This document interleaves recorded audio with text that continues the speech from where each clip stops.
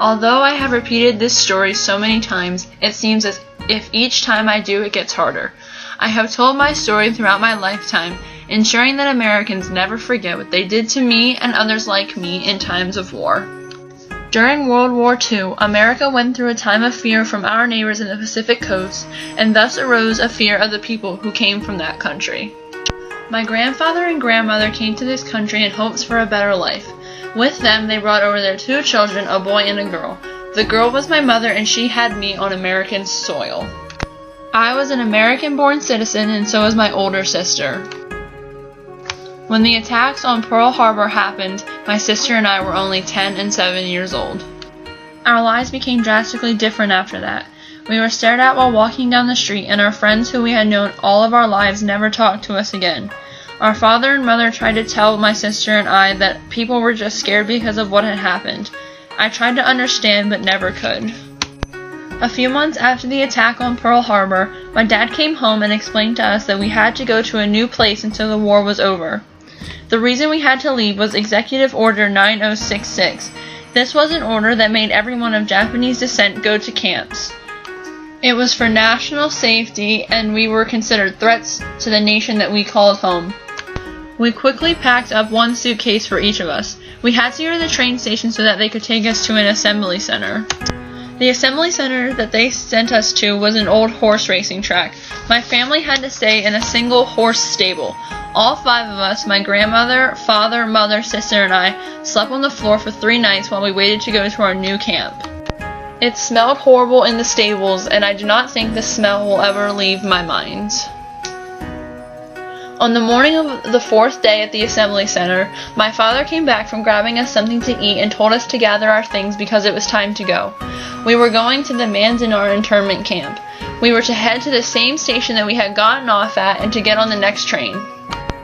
So that is what we did. We quickly packed up again and rushed to the train station and went on our way. Once at the camp, I could not believe my eyes. We were practically in the desert.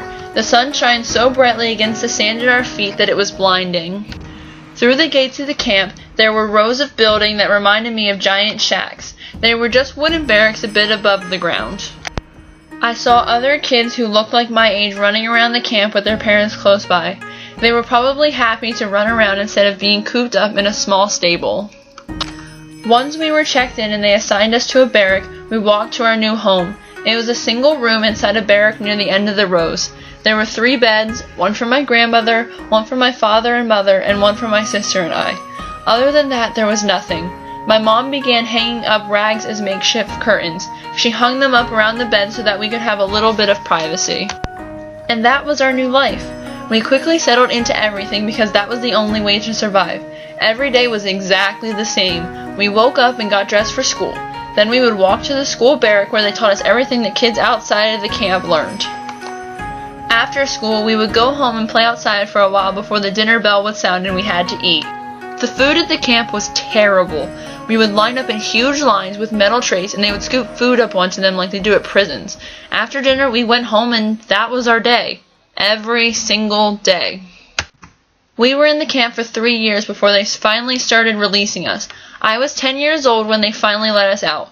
Even though they let us out, the lasting effects of the camp haunted me for years. I had nightmares of guards shooting me because I wasn't where I was supposed to be. I was afraid for so many years because I thought everything that had happened would happen again. It wasn't until I was much older that the nightmares subsided. I was also ashamed of who I was for a very long time. I thought being a Nisei, or an American-born child of Japanese descent, was the worst thing in the world next to being German. Nonetheless, my life was altered forever from my 3 years in the camps. I can't take it back, and neither can America as a whole. The only thing to do is remember it, learn from it, and never do it again.